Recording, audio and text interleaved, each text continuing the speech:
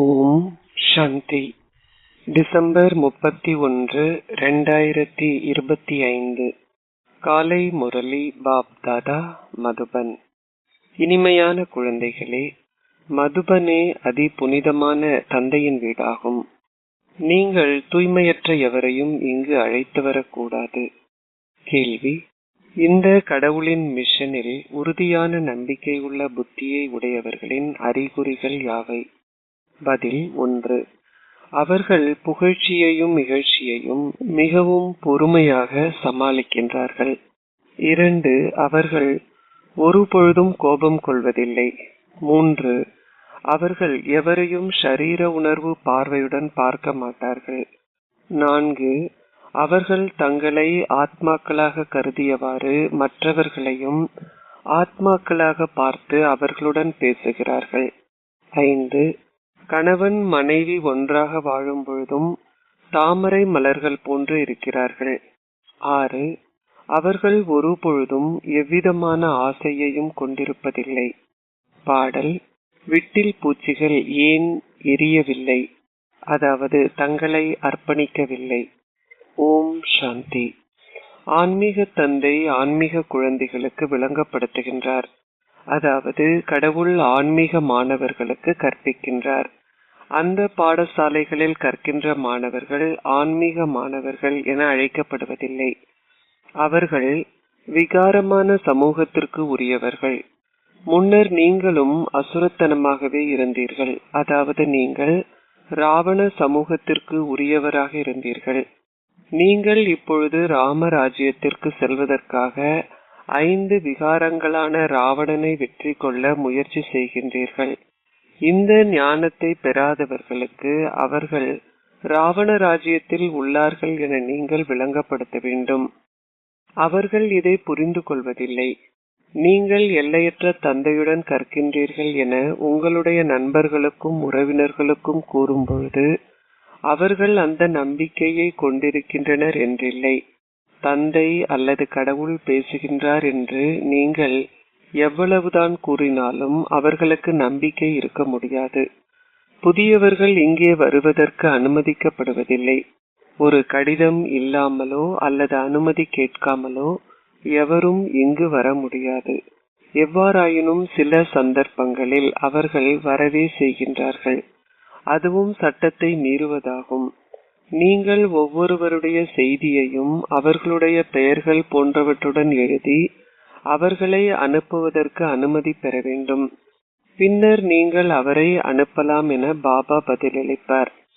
அந்த நபர் அசுரத்தனமான தூய்மையற்ற உலகின் மாணவராக இருந்தால் அக்கல்வி விகாரமான தூய்மையற்றவர்களால் கற்பிக்கப்படுவதாகவும், ஆனால் இந்த கல்வியோ கடவுளால் கற்பிக்கப்படுவதாகவும் பாபா விளங்கப்படுத்துவார்.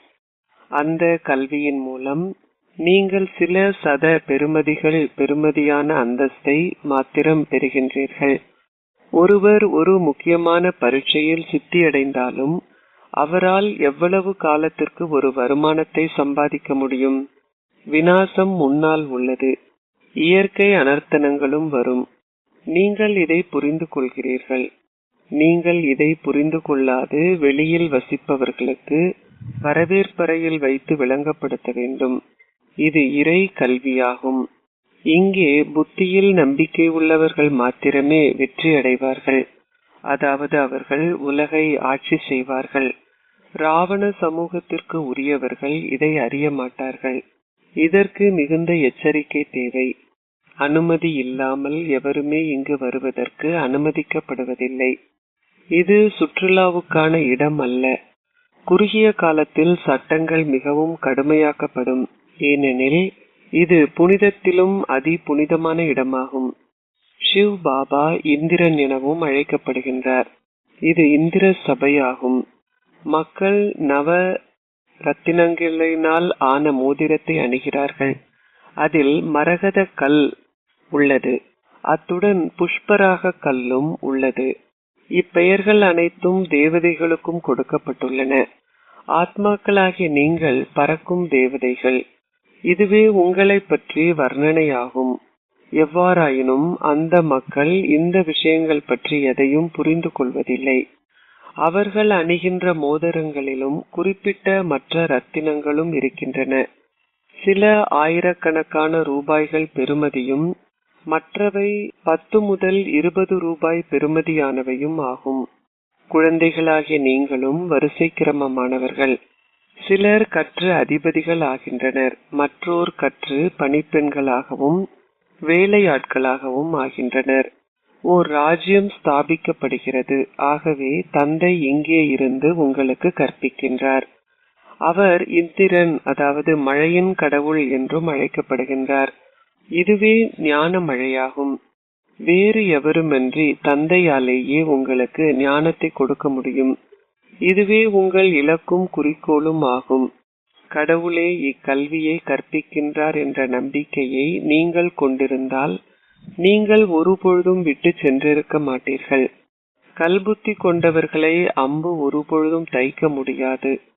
அவர்கள் வந்து பின்னர் முன்னேறி செல்லும் பொழுது விழுந்து விடுகின்றார்கள்.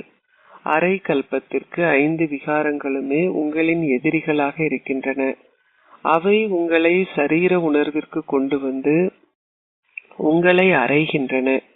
பின்னர் நீங்கள் இந்த ஞானத்தால் வியப்படைந்து இந்த ஞானத்தை கேட்டு அதை பற்றி பேசிய பின்னர் ஓடிவிடுகின்றீர்கள். மாயை மிகவும் சக்தி வாய்ந்தவள். அவள் உங்களை ஓர் அடியிலேயே கீழே வீழ்த்தி விடுகின்றாள். நீங்கள் ஒருபொழுதும் விழமாட்டீர்கள் என நினைப்பீர்கள். ஆனால் மாயை உங்களை அறைகின்றாள். ஆண்கள் பெண்கள் இருவரும் இங்கே தூய்மையாக இருக்கின்றனர். வேறு எவருமன்றி கடவுளாலேயே அவர்களை இவ்வாறு ஆக்க முடியும். இது கடவுளின் மிஷன் ஆகும். தந்தை படகோட்டி என்றும் அழைக்கப்படுகின்றார். நீங்களே படகுகள். படகோட்டி அனைவரது படகையும் அக்கறைக்கு எடுத்து செல்ல வருகின்றார். சத்திய படகு ஆடலாம், ஆனால் ஒரு பொழுதும் மூழ்காது என கூறப்பட்டுள்ளது. பலவிதமான பிரிவுகளும் சிறு பிரிவுகளும் உள்ளன. இது ஞானத்திற்கும் பக்திக்கும் இடையிலான ஓர் போராட்டம் போன்றுள்ளது. சில நேரங்களில் பக்தி வெற்றி அடைகிறது, ஆனால் கடைசியில் ஞானத்திற்கே வெற்றி கிட்டும். பக்தி மார்க்கத்தில் உள்ள சத்திரியர்கள் எவ்வளவு மகத்தானவர்கள் என பாருங்கள். ஞான மார்க்கத்திலும் அர்ஜுனன், பீமன் போன்ற பெயர்களை உடைய மகத்தான சத்திரியர்கள் இருக்கின்றார்கள். அவர்கள் அமர்ந்திருந்து இந்த கதைகள் அனைத்தையும் எழுதி உள்ளார்கள். அந்த புகழ் உங்களுக்கே சொந்தமாகும். நீங்கள் இப்பொழுது உங்களுடைய கதாநாயகி பாகங்களை நடிக்கின்றீர்கள். இந்நேரத்திலேயே யுத்தம் இடம்பெறுகிறது. உங்கள் மத்தியிலும் பலர் இந்த விஷயங்கள் எதையும் புரிந்து கொள்ளாது இருக்கின்றனர். மிகவும் சிறந்தவர்களை மாத்திரமே இந்த அம்பு தைக்கும். 3ஆம் தரத்தினரால் இங்கே அமர்ந்திருக்க முடியாது. நாளுக்கு நாள் சட்டங்களும் மிகவும் தீவிரமாகும். கல்புத்தியை கொண்டவர்களும் எதையும் புரிந்து கொள்ளாமல் இருப்பவர்களுக்கும் இங்கு வந்து அமர்ந்திருப்பது சட்டத்திற்கு முரணானதாகும். இந்த மண்டபம் அதி புனிதமான இடமாகும். போப்பாண்டவரும் புனிதமானவர் என கூறப்படுகின்றார். இந்த தந்தையே புனிதத்திலும் அதி புனிதமானவர். தந்தை கூறுகின்றார், நான் அனைவருக்கும் நன்மை பயக்க வேண்டும். அனைத்துமே அழிய உள்ளது. இந்த விஷயங்களை அனைவராலும் புரிந்து கொள்ள முடியாது. அவர்கள் இதை கேட்டாலும் அவர்கள் ஒரு காதால் கேட்டு மறு காதால் வெளியே விடுகின்றார்கள். அவர்கள் தாங்களும் எதையுமே கிரகிப்பதில்லை. மற்றவர்களை அவ்வாறு செய்ய தூண்டுவதும் இல்லை. அவ்வாறான செவிடான ஊமையான மக்கள் பலர் இருக்கின்றனர். தந்தை கூறுகின்றார், தீயதை கேட்காதீர்கள், தீயதை பார்க்காதீர்கள். அவர்கள் இதை குரங்குகளின் படத்துடன் சித்தரித்துள்ளார்கள். எவ்வாறாயினும் இது மனிதர்களையே குறிக்கிறது. இந்நேரத்தில் மனிதர்கள் குரங்குகளிலும் பார்க்க மோசமானவர்கள். நாரதரை பற்றிய கதை உள்ளது. அவருக்கு கூறப்பட்டது, உங்கள் சொந்த முகத்தை பார்த்து உங்களுக்குள் 5 விகாரங்கள் இருக்கவில்லையா என சோதியுங்கள். நீங்கள் காட்சிகள் காண்பது போன்று அவர்களும் ஹனுமான் போன்றவர்களின் காட்சியை காண்கிறார்கள். தந்தை கூறுகின்றார், இது ஒவ்வொரு கல்பத்திலும் நடக்கிறது. இந்த விஷயங்கள் எதுவும் சத்தியுகத்தில் இருக்க முடியாது. இப்பழைய உலகம் முடிவடைந்துவிடும். மிகவும் உறுதியான நம்பிக்கை கொண்ட புத்தியை உடையவர்கள் தாங்கள் அந்த ராஜ்யத்தை முன்னைய சக்கரத்திலும் ஆட்சி செய்தார்கள் என புரிந்து கொள்வார்கள். தந்தை கூறுகின்றார், குழந்தைகளே, இப்பொழுது தெய்வீக குணங்களை கிரகியுங்கள். சட்டத்திற்கு முரணான எதையும் செய்யாதீர்கள். புகழ்ச்சியிலும் இகழ்ச்சியிலும் பொறுமையாக இருங்கள். எந்தவிதமான கோபமும் இருக்கக்கூடாது. நீங்கள் அத்தகைய மேன்மையான மாணவர்கள். தந்தையாகிய கடவுளே உங்களுக்கு கற்பிக்கின்றார். அவர் உங்களுக்கு நேரடியாகவே கற்பிக்கின்றார். ஆயினும் பல குழந்தைகள் இதை மறந்து விடுகிறார்கள்.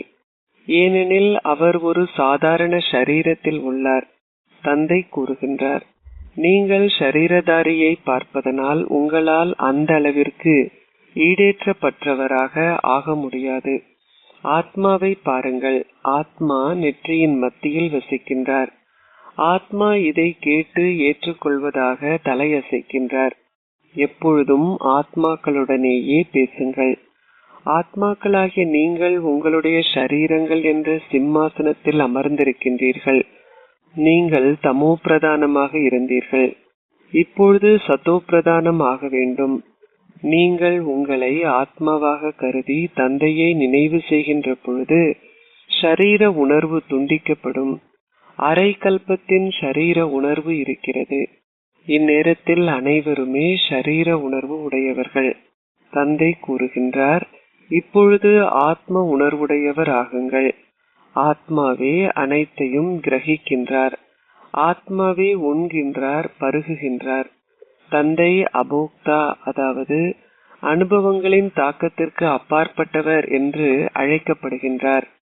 அவர் அஷரீரியானவர். ஷரீரதாரிகளே அனைத்தையும் செய்கின்றார்கள். அவர் எதையும் உண்பதோ அல்லது பருகுவதோ இல்லை. அவர் அபோக்தா ஆவார். அம்மக்கள் பின்னர் இதை பிரதி செய்கிறார்கள். அவர்கள் மனிதர்களை அதிகளவு ஏமாற்றுகிறார்கள். நீங்கள் உங்களுடைய புத்தியில் இந்த ஞானம் அனைத்தையும் கொண்டிருக்கின்றீர்கள். முன்னைய கல்பத்தில் இதை புரிந்து கொண்டவர்களே இப்பொழுதும் அதை புரிந்து கொள்வார்கள். தந்தை கூறுகின்றார், நான் ஒவ்வொரு கல்பத்திலும் வந்து உங்களுக்கு கற்பித்து அனைத்தையும் பற்றற்ற பார்வையாளராக பார்க்கின்றேன். நீங்கள் முன்னர் கற்றது போன்று வரிசை கிரமமாக நீங்கள் செய்யும் முயற்சிக்கு ஏற்ப அனைத்தையும் கற்பீர்கள். இதற்கு காலம் எடுக்கிறது. கலியுகத்தில் இன்னமும் 40,000 வருடம் மீதம் இருக்கிறது என அவர்கள் கூறுகின்றனர். அவர்கள் கார் இருளினுள் இருக்கிறார்கள் என்பதே அதன் அர்த்தமாகும். அதுவே அறியாமை இருள் என அழைக்கப்படுகிறது. பக்தி மார்க்கத்திற்கும் ஞான மார்க்கத்திற்கும் இடையே இரவுக்கும் பகலுக்கும் இடையிலான வித்தியாசம் உள்ளது. இதுவும் புரிந்து கொள்ளப்பட வேண்டிய விஷயமாகும். குழந்தைகளாகிய நீங்கள் மகத்தான சந்தோஷத்தில் ஆழ்ந்திருக்க வேண்டும். உங்களிடம் அனைத்தும் உள்ளன. உங்களுக்கு ஆசைகள் எதுவும் இல்லை.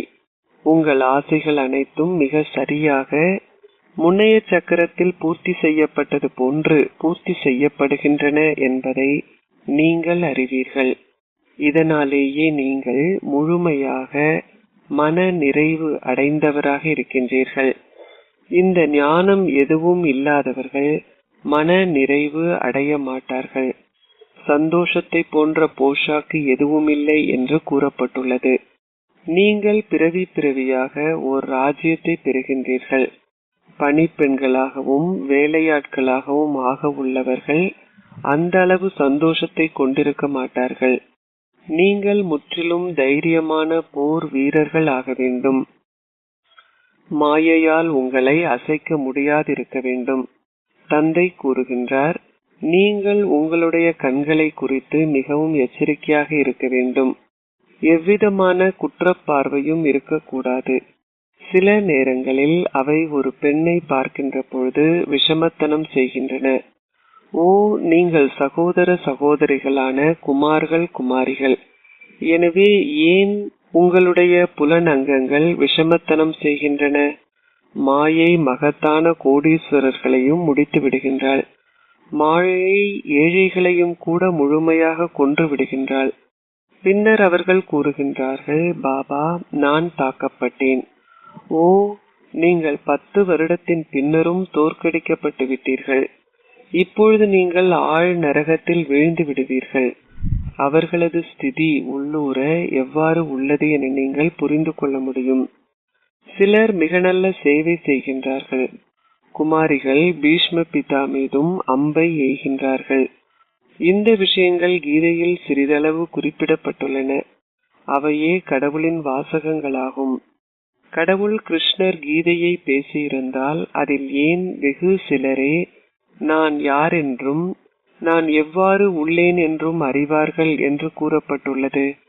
ஸ்ரீ கிருஷ்ணர் இங்கே இருந்திருந்தால் அவர்கள் என்ன செய்திருப்பார்கள் என உங்களால் கற்பனை செய்ய முடியாது. ஸ்ரீ கிருஷ்ணர் சத்யுகத்திலேயே அந்த ஷரீரத்தில் இருக்கின்றார். நான் ஸ்ரீ கிருஷ்ணரின் இறுதி பிறவியின் ஷரீரத்தில் பிரவேசித்திருக்கின்றேன் என்பதை அவர்கள் அறிய மாட்டார்கள். அனைவரும் உடனடியாகவே ஸ்ரீ கிருஷ்ணரின் முன்னால் ஓடி வந்திருப்பார்கள். போப்பரசர் வரும்பொழுது அவருக்கு முன்னால் அதிக அளவு கூட்டம் கூடுகிறது. இந்நேரத்தில் அனைவரும் தூய்மையற்றவர்களும் தமோபிரதான் ஆகியவர்களும் என்பதை மக்கள் புரிந்து கொள்வதில்லை. அவர்கள் கூறுகின்றனர், ஓ தூய்மையாக்குபவரே வாருங்கள். எவ்வாறாயினும் அவர்கள் தங்களை தூய்மையற்றவர்களாக கருதுவதில்லை. தந்தை குழந்தைகளுக்கு மிக நன்றாக விளங்கப்படுத்துகின்றார். பாபாவின் புத்தியும் அனைத்து நிலையங்களிலும் உள்ள விசேஷமான குழந்தைகளின் மீதே செல்கிறது. பல விசேஷமான அன்பிற்குரிய குழந்தைகள் இங்கு வரும்பொழுது நான் அவர்களை இங்கு பார்க்கின்றேன். இல்லையென்றால் நான் அவர்களை பற்றி வெளியேதான் சிந்திக்க வேண்டும். நான் அவர்களின் முன்னால் ஞான நடனம் ஆடுகின்றேன். பெரும்பாலானோர் ஞானம் நிறைந்த ஆத்மாக்களாக இருக்கும் பொழுது பெருமளவு சந்தோஷம் இருக்கிறது. புத்திரிகள் மீது பல துன்புறுத்தல்கள் இடம்பெறுகின்றன. அவர்கள் ஒவ்வொரு கல்பத்திலும் அதிக அளவு சகித்து கொள்ள வேண்டி உள்ளது. இந்த ஞானத்திற்கு வந்ததனால் அவர்கள் பக்தி செய்வதையும் நிறுத்துகிறார்கள். அவர்களின் வீட்டில் ஒரு பூஜை அறையோ அல்லது ஆலயமோ இருந்தால் கணவன் மனைவி இருவரும் பக்தி செய்கிறார்கள். ஆனால் மனைவிக்கு ஞானத்தில் ஆர்வம் ஏற்பட்டு பக்தி செய்வதை நிறுத்திவிட்டால் அதிக அளவு குழப்பம் ஏற்படுகிறது. அவள் விகாரத்தில் ஈடுபடாமல் சமய நூல்களை கற்பதையும் நிறுத்தினால் அங்கே சண்டை ஏற்படுகிறது. இதில் பல தடைகள் உள்ளன. அவர்கள் மற்ற ஆன்மீக ஒன்று கூடல்களுக்கு செல்வதற்கு உங்களை தடுப்பதில்லை. இங்கே தூய்மையாக இருப்பதே விஷயமாகும். ஆண்களால் இங்கிருக்க முடியாது விட்டால் காட்டுக்கு சென்று விடுகிறார்கள். பெண்கள் எங்கே செல்வார்கள்? பெண்களே நரகத்தின் வாயில்கள் என அவர்கள் நம்புகிறார்கள். தந்தை கூறுகின்றார், அவர்களே ஸ்வர்க்கத்தின் வாயில்கள். புத்திரிகளாகிய நீங்கள் ஸ்வர்க்கத்தை ஸ்தாபிக்கின்றீர்கள். முன்னர் நீங்களே நரகத்தின் வாயிலாக இருந்தீர்கள். இப்பொழுது ஸ்வர்க்கத்து ஸ்தாபிக்கப்படுகிறது. சத்யுகமே ஸ்வர்க்கத்திற்கான வாயிலும் கலியுகமே நரகத்தின் வாயிலும் ஆகும். இது புரிந்து கொள்ளப்பட வேண்டிய ஓர் விஷயம். குழந்தைகளாகிய நீங்களும் செய்யும் முயற்சிகளுக்கு ஏற்ப வரிசை கிரமமாக இதை புரிந்து கொள்கிறீர்கள். நீங்கள் தூய்மையாக இருந்த பொழுதிலும் ஞானத்தை வரிசை கிரமமாகவே கிரகிக்கின்றீர்கள். நீங்கள் அங்கிருந்து அப்பால் வந்து இப்பொழுது இங்கே அமர்ந்திருக்கின்றீர்கள். எவ்வாறாயினும் நீங்கள் இப்பொழுது இல்லறத்தில் உங்கள் குடும்பத்துடன் வாழ வேண்டும் என உங்களுக்கு விளங்கப்படுத்தப்பட்டுள்ளது. அவர்களுக்கு விளங்கப்படுத்துகின்றார், வீட்டில் உங்கள் குடும்பத்துடன் வாழ்ந்து தாமரை மலர் போன்று தூய்மையாக இருங்கள். இது இந்த இறுதி பிறவி பற்றிய விஷயமாகும். உங்கள் குடும்பத்துடன் வீட்டில் வாழ்ந்த பொழுதிலும் உங்களை ஓர் ஆத்மாவாக கருதுங்கள். ஆத்மாவே இதை கேட்டு ஆத்மாவே இவ்வாறு ஆக வேண்டும். ஆத்மாக்களே ஒவ்வொரு பிறவியிலும் வித்தியாசமான ஆடைகளை அணிகின்றனர். ஆத்மாக்களாகிய நாங்கள் இப்பொழுது வீடு திரும்ப வேண்டும். நாங்கள் தந்தையுடன் யோகம் செய்ய வேண்டும். இதுவே பிரதான விஷயமாகும். தந்தை கூறுகின்றார், நான் ஆத்மாக்களுடன் பேசுகின்றேன். ஆத்மா நெற்றியின் மத்தியில் வசித்து இந்த அங்கங்கள் மூலம் கேட்கின்றார். ஆத்மா இந்த ஷரீரத்தில் இல்லாத பொழுது ஷரீரம் பிணமாகி விடுகிறது. தந்தை வந்து அற்புதமான ஞானத்தை கொடுக்கின்றார். பரமாத்மாவை தவிர வேறு எவராலும் இந்த விஷயங்களை விளங்கப்படுத்த முடியாது. சந்நியாசிகள் போன்றோர்கள் ஆத்மாக்களை பார்ப்பதில்லை. அவர்கள் ஆத்மாவே பரமாத்மா என கருதுகிறார்கள். பின்னர் அவர்கள் ஆத்மா செயல்களின் தாக்கத்திற்கு உட்படுவதில்லை என்று கூறி தங்களின் சரீரங்களை கழுவுவதற்கு கங்கைக்கு செல்கிறார்கள். ஆத்மாவே தூய்மையற்றவர் ஆகின்றார். ஆத்மாவே அனைத்தையும் செய்கின்றார் என அவர்கள் புரிந்து கொள்வதில்லை. தந்தை தொடர்ந்தும் உங்களுக்கு விளங்கப்படுத்துகின்றார். நான் இன்னார் இன்னார், நான் இவ்வாறானவர் என சிந்திக்காதீர்கள். இல்லை, அனைவரும் ஆத்மாக்களே. ஜாதி போன்ற எந்த பாகுபாடும் இருக்கக்கூடாது. உங்களை ஓர் ஆத்மாவாக கருதுங்கள். அரசாங்கம் எந்த சமயத்திலும் நம்பிக்கை கொள்வதில்லை. அந்த மதங்கள் அனைத்தும் ஷரீரத்திற்கு உரியவை. ஆனால் ஆத்மாக்கள் அனைவரதும் தந்தை ஒருவரே ஆவார். நீங்கள் ஆத்மாக்களையே பார்க்க வேண்டும். அமைதியே ஆத்மாக்கள் அனைவரதும் ஆதி தர்மமாகும். அச்சா, இனிமையிலும் இனிமையான அன்பிற்குரிய, எப்பொழுதோ காணாமல் சென்று இப்பொழுது கண்டெடுக்கப்பட்டிருக்கும் குழந்தைகளுக்கு உங்கள் தந்தை தாயாக இருக்கும் பாப் தாதாவின் அன்பும் நினைவுகளும் காலை வந்தனங்களும். ஆன்மீக தந்தை ஆன்மீக குழந்தைகளுக்கு நமஸ்தே கூறுகின்றார். ஆன்மீக குழந்தைகள் ஆன்மீக தந்தைக்கு நமஸ்தே கூறுகின்றோம். தாரணைக்குரிய சாரம் 1. நீங்கள் கேட்கின்ற பயனற்ற விஷயங்கள் அனைத்தையும் ஒரு காதால் கேட்டு மறு காதால் விட்டுவிடுங்கள். தீயதை கேட்காதீர்கள், தீயதை பார்க்காதீர்கள். தந்தை உங்களுக்கு கொடுக்கின்ற கற்பித்தல்களை கிரகியுங்கள். 2. ஒருபொழுதும் எல்லைக்கு உட்பட்ட ஆசைகள் எதனையும் கொண்டிருக்காதீர்கள். உங்கள் கண்கள் பற்றி மிகவும் எச்சரிக்கையாக இருங்கள். எந்த விதமான குற்ற பார்வையும் இல்லாமல் இருக்க வேண்டும்.